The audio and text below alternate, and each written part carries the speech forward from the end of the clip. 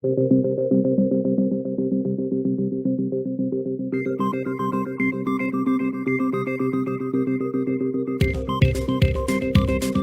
no ar o consultório eleitoral do Dr. Campanha, o podcast que explica o marketing político, ajuda você a vencer eleições e fazer bons mandatos. Com Justino Pereira, Cleiton Bozon e José Carlos Menezes.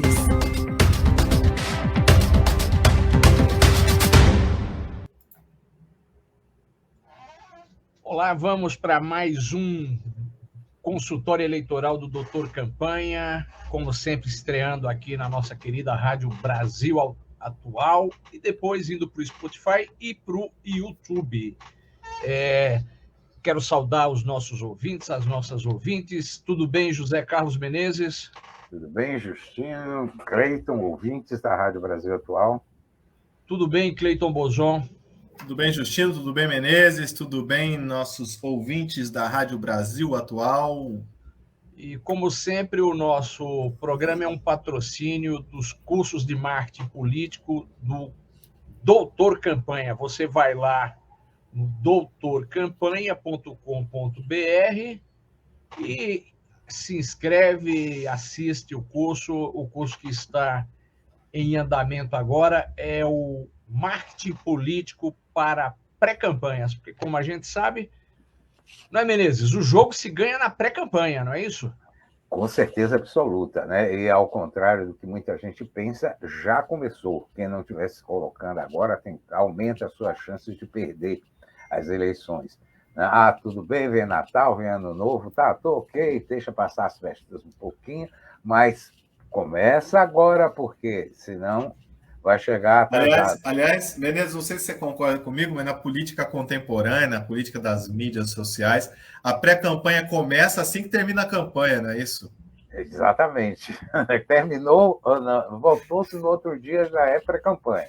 É um processo que um consultor político argentino apelidou de campanha permanente. Então, não tem outro jeito. Vencendo ou perdendo... Falar só uma bobagem. E as festas de fim de ano que eu estava fazendo de brincadeira, deixa passar? Não deixa passar. Elas são uma boa oportunidade também de fazer campanha, de falar sobre isso, sobre esses assuntos. Né? Temos Covid, temos muita coisa relacionada com essas festas de fim de ano, que os candidatos têm que se posicionar e está aí. Vamos começar, gente, para não chegar atrasado.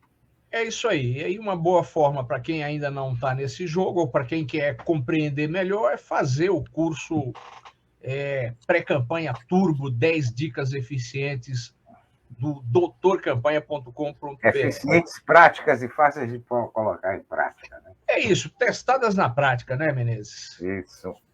Vamos lá. Tudo bem. Cleiton Bozon, preste atenção. Preste atenção.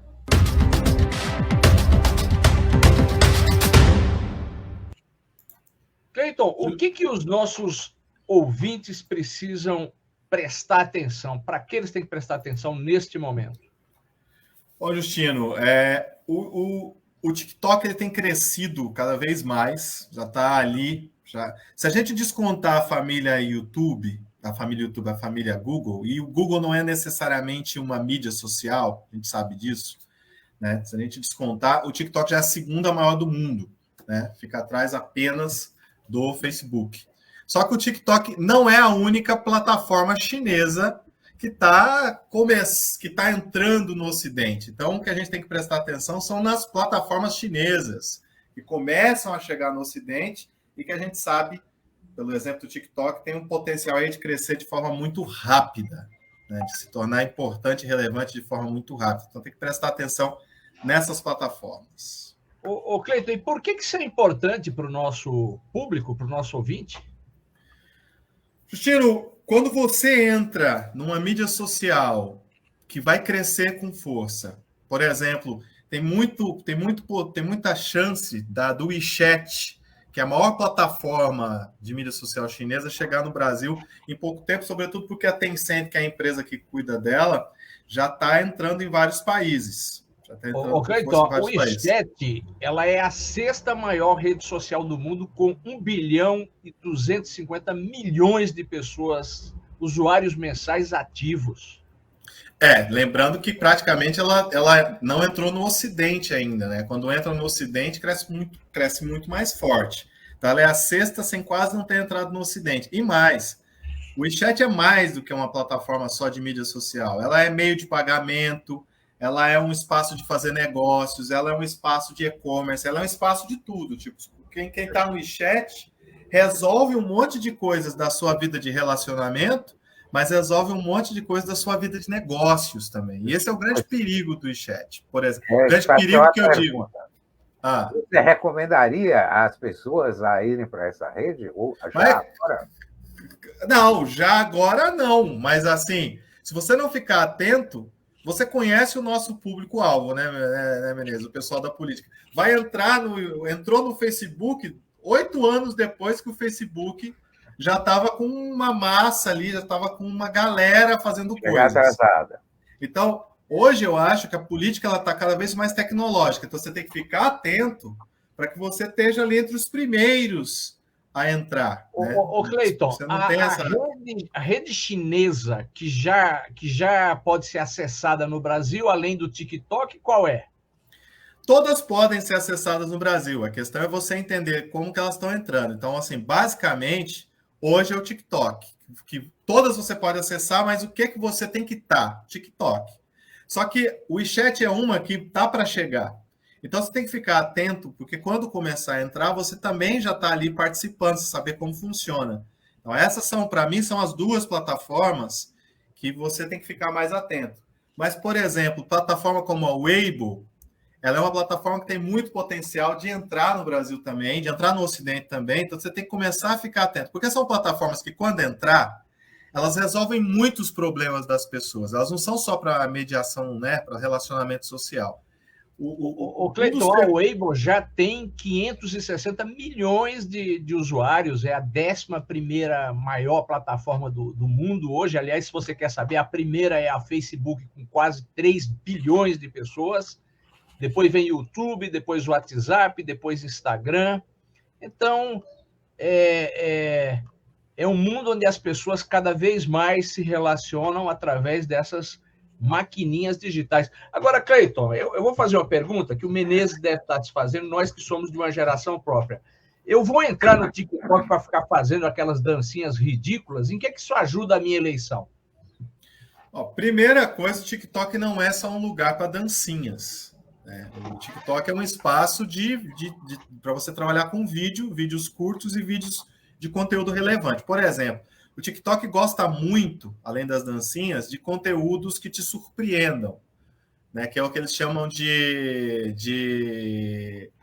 virada de mesa, né? De virada de jogo, né? Então você está falando uma coisa e você quer dizer outra. Se você resolve isso bem resolvido, você tem um bom material para TikTok. O TikTok não é só dancinha, né? E o TikTok é um espaço da juventude. Então, você está no TikTok, é importante para você conversar com os mais jovens, entre 18 e 25, 26 anos. Deixa eu fazer 2 comentários. Eu vi recentemente, não sou nem fã dessas coisas, mas que tinha gente fazendo bons negócios de dinheiro, negócios financeiros no TikTok, vendendo produtos e se dando muito bem, independentemente de estar dançando ou não. Agora, o que eu queria lhe perguntar é o seguinte: todas essas redes chinesas que estão chegando e tal, vamos ter uma nova Guerra Fria entre o Oriente e o Ocidente desta feita nas redes sociais? Você acha que vai ter uma coisa assim? Ao olhar pela briga, ao olhar pela briga que foi com o TikTok, que o Trump armou com o TikTok, a gente está falando de guerra quente, a gente não está falando de guerra fria, não. O cara queria proibir o TikTok nos Estados Unidos. Cara, é impensável você imaginar um país que se diz o país, sempre teve a ideia de país da liberdade, querer proibir uma plataforma, que é a casa do TikTok, uma mídia social, de rodar no país, porque o TikTok entrou com muita força nos Estados Unidos. A Tencent, com o WeChat, se entrar, e deve entrar, não deve demorar muito, vai entrar com mais força ainda do que o TikTok. Então a gente tem uma guerra quente, não uma guerra fria, não, Menezes. Seu microfone está desligado, Justino. Falando em guerra fria... Uma coisa que eu acho para o nosso ouvinte refletir é que a gente costuma ver essas plataformas como um lugar bonitinho para você botar a foto do gatinho, do netinho, do sobrinhozinho, para você tirar foto com o namorado, tomando cerveja. Mas, na verdade, são poderosíssimas ferramentas preparadas para negócios, principalmente, né? Para encontrar pessoas, para vender anúncios, para vender produtos, para conhecer e, no final das contas, controlar sociedades. Esse é que é o fato. Seja controlar... Isso aqui me perturba. Seja controlar para entender melhor o comportamento de negócios e oferecer negócios, seja controlar para controlar politicamente mesmo. Essa é a questão. Né? Vamos para a dica do especialista, Justino? Vamos lá.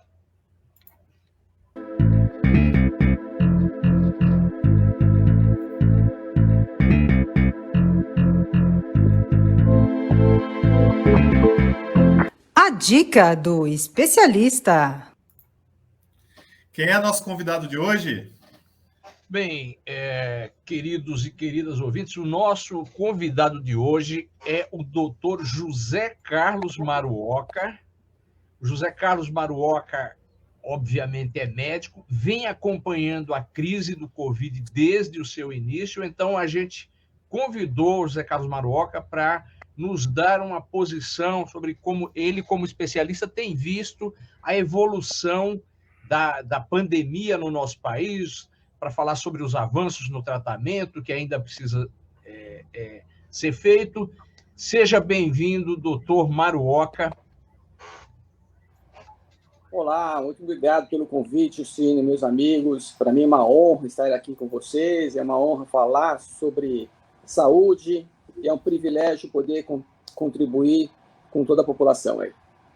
E o doutor Maruoka Menezes, Cleiton e ouvintes, ele tem algo a mais que para o nosso público, que é formado por políticos, por profissionais de comunicação política, é muito importante, porque o Maruoka também é uma pessoa da política. Ele foi vereador, foi candidato a vice-prefeito nas últimas eleições, então tem uma grande experiência e vai conversar com a gente pelo lado do especialista na saúde e pelo lado que vê também a questão política. Então, Maruoka, para começar, eu sei que acompanha desde os primeiros momentos sofridos dessa pandemia, onde nós estamos hoje no tratamento da pandemia no Brasil, Maruoka? Bom, Justino, realmente eu acho que, como você falou muito bem, essa doença é uma doença que ocorre no mundo todo, mas aqui no Brasil, em particular, foi usado muito como uma peça política. No início foi desacreditado, achando que não existia essa doença não existia essa doença no Brasil. No mundo todo, todos os países correndo para lutar contra a pandemia. Aqui no Brasil, nós achamos que não ia ocorrer, que somos um país tropical e Deus é brasileiro, não ia acontecer nada. E uma gripezinha, isso ia passar e ia ter um efeito manada, alguns iam ficar doentes e todo mundo ia se curar. Foi o nosso grande erro. Pagamos muito caro por isso. Fomos um dos países onde ocorreu o maior número de óbitos no mundo. Então, acho que para a gente falar de saúde, primeiro eu tenho que falar do que aconteceu no passado. Por que esse grande número de mortos aqui no Brasil? Isso foi realmente por um erro estratégico do nosso governo de que achar que essa era uma gripezinha e que poucas pessoas iriam ser vitimadas por essa doença. Acho que esse foi o nosso grande erro.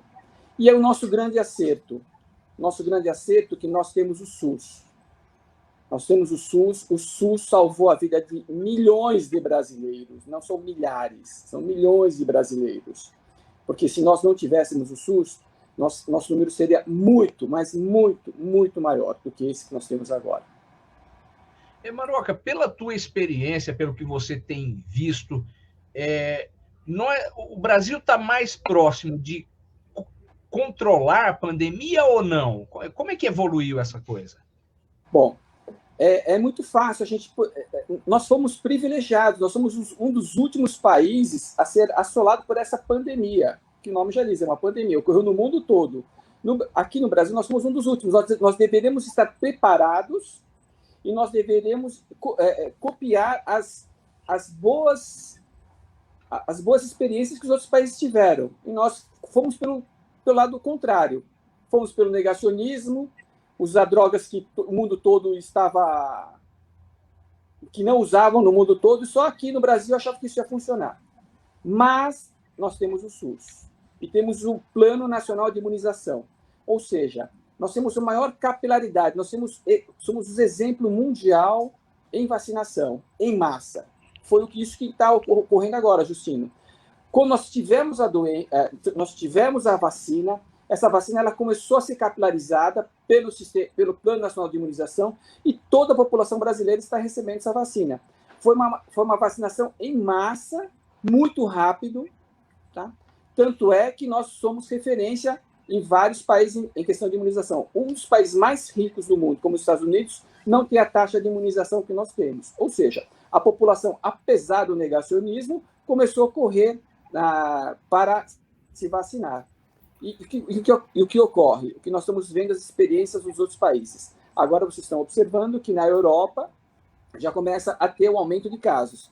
Então, nós estamos colocando, a ciência coloca que essa vacina dá uma imunidade, tanto a vacina quanto a própria doença, dá uma imunidade temporária. Quer dizer, ela vai caindo com o tempo. Então, precisaremos ter uma outra dose. E aqui no Brasil, nós já estamos indo para a terceira dose. Então, isso é fantástico. Eu acho que nós somos exemplo, agora somos exemplo em imunização para o mundo. A gente sempre...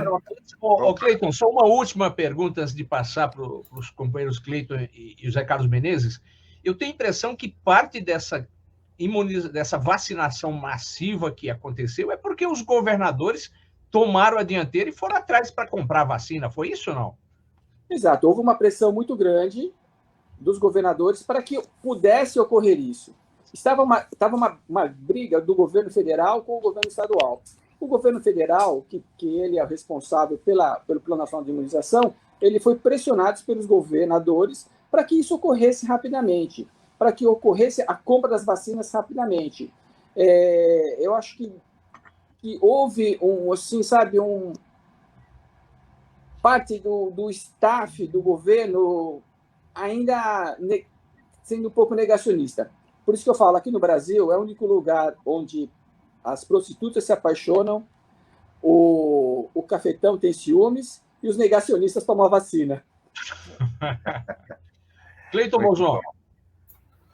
A gente está conseguindo vacinar, né? Quando eu falo a gente, é o SUS, né? Está conseguindo vacinar em alguns dias mais de 2 milhões, chegou a 3 milhões de vacinados num único dia. Ou seja, aquele potencial de vacinar 100 milhões de pessoas em um mês é algo extraordinário no Brasil, uma estrutura já montada no Brasil. A gente tem uma queda agora da média de mortes que está na casa de 240, e o estado de São Paulo, por exemplo, ficou 3 ou 4 dias. O estado de São Paulo, não estamos falando da cidade de São Paulo.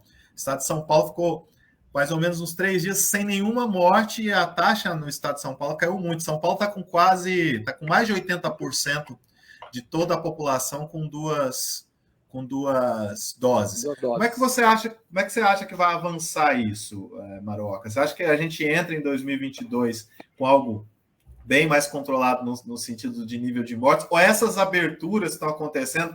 Por exemplo, eu moro num bairro boêmio aqui de São Paulo. Os bares estão lotados todo dia à noite. Todo dia à noite estão lotados. Como é que você acha? Você acha que se consegue controlar com esse nível de vacinação, por exemplo, o estado de São Paulo com cobertura de mais de 80%, quase 90%, ou não? Esse pessoal saindo para a rua do jeito que está, esses bares lotados vão complicar a coisa daqui a pouco. Então, como eu disse, essa doença não é uma doença exclusivamente do Brasil. Ocorre no mundo todo. Então, vamos ver assim, um exemplo que ocorreu no verão no hemisfério norte. Eles tiveram, logicamente, a pressão pela força do turismo, houveram aberturas e até alguns lugares não uso de máscara. Então, isso ocorreu lá. Você viu o que está acontecendo agora.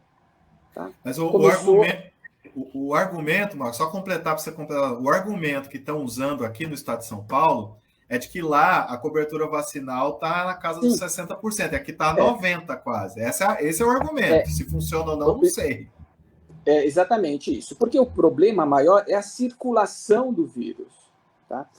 A vacinação não é um tratamento individual, é um tratamento coletivo. Você não se vacina para se proteger, você vacina para proteger a sua comunidade, para que o vírus não circule. Essa é a ideia. Aqui no Brasil, nós temos, as pessoas entendem que a vacinação é um tratamento individual, a vacinação é um tratamento coletivo. Então, tem que pensar assim, em saúde coletiva. Falando em saúde coletiva, logicamente, com maior número de vacinados, menor a circulação. Mas isso não quer dizer que a pessoa não fique doente. Nós temos que diminuir o contágio. Países asiáticos que usam por que a pessoa usa máscara nos países asiáticos? Ele usa a máscara não para se contaminar. Ele usa máscara quando ele está resfriado para não contaminar as outras pessoas. Então, é isso que nós temos que entender.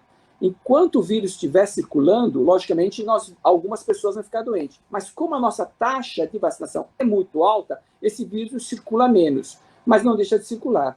E mesmo pacientes vacinados, ocorre que eles ficam doentes. Existem pacientes que pegaram o vírus pela primeira vez, pegaram o vírus pela segunda vez, foram vacinados 2 vezes e mesmo assim tiveram a doença. Mas mesmo tendo a doença, o índice de óbitos é muito baixo agora. Por isso que a doença continua circulando. O que nós vemos no noticiário é que as mortes diminuíram, os óbitos diminuíram, mas a doença continua circulando.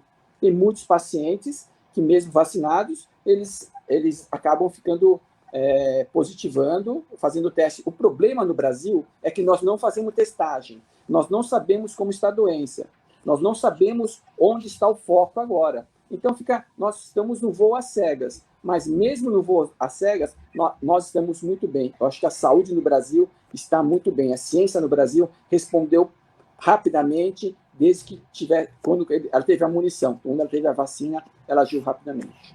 Doutor Maruoka, deixa eu aproveitar o seu outro lado de político para fazer uma perguntinha. Como é que o senhor acha que a questão da pandemia vai estar nas eleições do próximo ano? Qual que vai ser a importância dela, se ela vai influenciar? Eu não estou falando se a doença vai voltar ou não vai voltar, mas qual será a importância da questão pandemia, Covid, na eleição de 2022, na sua opinião? Eu acho que, assim, que a população ela vai ter que saber quem falou a verdade e quem falou a mentira. Eu acho que a verdade é muito importante nesse momento. A pandemia ela veio mostrar simplesmente que as pessoas são. Eu pensei que com a pandemia as pessoas iam ser muito mais solidárias, elas seriam, assim, fazer uma reflexão sobre a vida, mas me mostrou uma coisa que eu não queria ter visto. Mostrou quem as pessoas realmente são. Elas tiraram a máscara. Então, eu acho que agora, nas próximas eleições, acho que a verdade tem que ser dita. Por que ocorreu tanto? Por que nós investimos uma droga que toda a ciência era contra? Por que nós investimos nessa droga?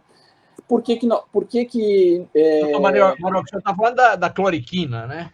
Exatamente. Cloroquina, cloroquina, azitromicina e uma... Aliás, Maruoka, tem um preço alto que não está se falando, começa a se falar, está aparecendo já, que é pessoas que utilizaram esses medicamentos, e não foram poucas, e que agora estão com problemas de saúde provocados pelo uso desses medicamentos. Né? Ô, Cleiton, eu quero aproveitar a presença do Dr. Maruoka e usando essa sua pergunta como gancho, porque a gente foca muito nos mortos, né, nas centenas de milhares de mortos causados pelo Covid. Mas eu acho que tem um problema aí que vai surgir e que vai cobrar um preço social muito alto, que são os milhões de pessoas que ficarão com sequelas permanentes. Doutor Zé Carlos, o esperado é que fiquem pessoas com sequelas permanentes, e que tipo de sequelas essas pessoas terão? Olha, ontem mesmo perdi um colega que ele teve o Covid, que o Covid ele causa uma coagulopatia imensa. E ele teve um problema de infarto. Então, vão aumentar muitos números de casos no futuro. As sequelas são muito maiores. O nosso hospital tem um ambulatório só de sequela de Covid. Desde perda de cabelo, alguns pacientes têm perda de memória, fraqueza muscular. E eu vou ainda mais longe, Justino. Eu acho que as nossas doenças psicológicas Tá? Isso aí é uma coisa que a gente é imensurável. Eu falo das doenças físicas, mas as doenças psicológicas, acho que tem um número maior ou até o dobro do número dessas nossas sequelas físicas. Por quê? Falando da economia. Olha como é que a nossa economia está bombando agora. Por que a nossa economia está bombando? Por quê? Porque está todo mundo voltando a trabalhar. Todo mundo voltando a trabalhar. Então, o que acontece? Nós temos que pensar nisso. Tá?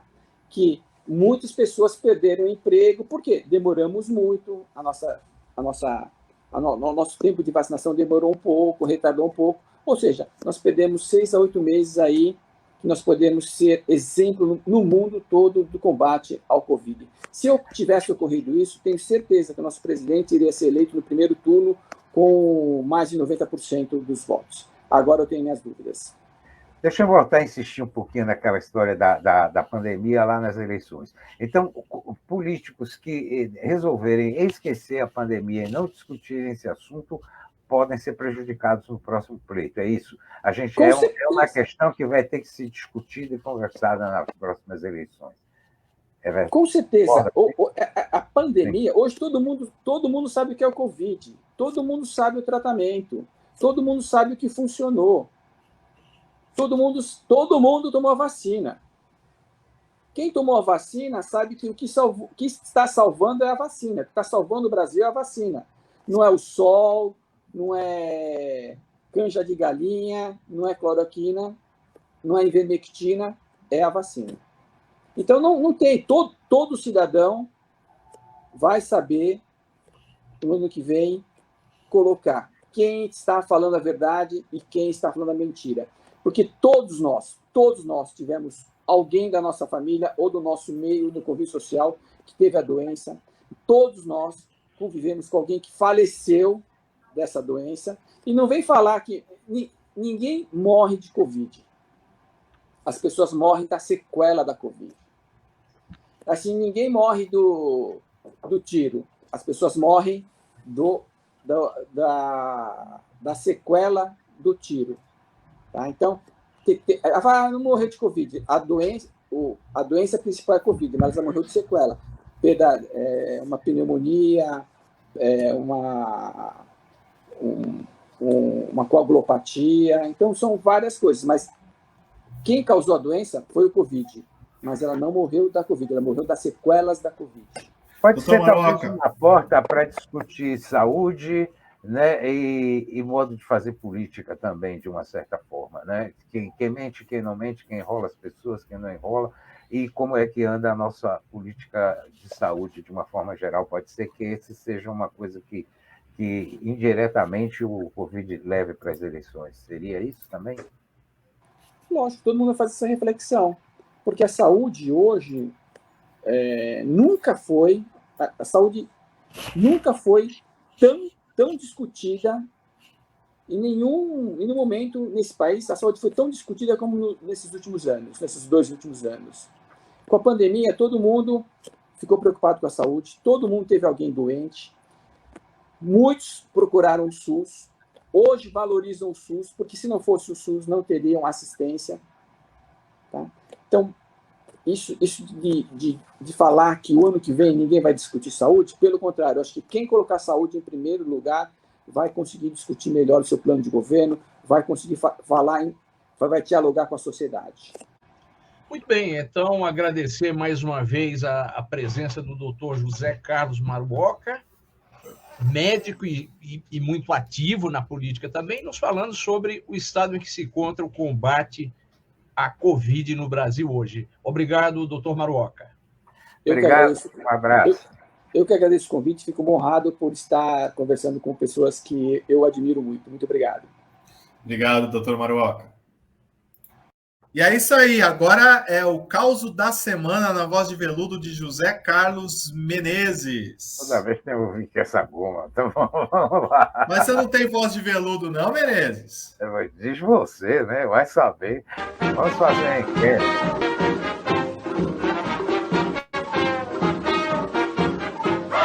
Bota o retrato do velho outra vez, bota no mesmo lugar. Bota o retrato do velho outra vez, bota no mesmo lugar. O sorriso do velhinho faz a gente trabalhar. O sorriso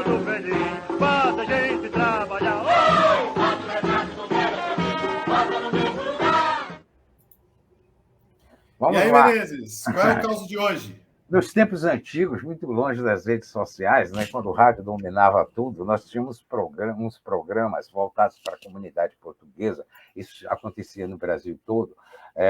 Em São Paulo, tínhamos um chamado Caravela da Saudade, que era comandado por um comendador Andrade, famoso aqui na época. E ele deu uma festa no ginásio do Ibirapuera para comemorar os 18 anos de sucesso do programa, do tal Caravela da Saudade. E convidou Paulo Maluf e Cláudio Lembo para irem lá no Ibirapuera e participarem da comemoração. Quando a dupla chegou, o estádio inteiro partiu para uma vaia, assim, uma vaia fantástica, unânime, né? E aí o comendador, coitado, ficou super constrangido, né? Lembo super vermelho, e Maluf, tipo assim, não é nada comigo nesse negócio. No dia seguinte, o Maluf ligou para o comendador e aí falou o seguinte: que vaia, hein, comendador? O cara super constrangido, né? Disse: pois é, doutor Maluf, eu queria inclusive lhe pedir desculpa, essas coisas acontecem sem a gente esperar. Maluf disse: não, com aquele sotaque dele, né? Não se incomode. Esse Lembo não tem prestígio nenhum. Se eu soubesse que ele era assim, tão ruim de povo, não teria ido com ele lá na sua festa. Saiu-se numa boa, porque todo mundo sabia que a vaia tinha sido dirigida para ele. Tipo de político raro hoje em dia, né? Na dúvida, não passe recibo, né? Não passe sempre. recibo de jeito nenhum, seja lá qual for a situação. É um aprendizado, né, para a turma aí. Aprendizado. Pô, tá aí e até mais. Bom resto de sexta-feira para quem está nos ouvindo na rádio e bom fim de semana. Tchau. Tchau. Tchau, gente.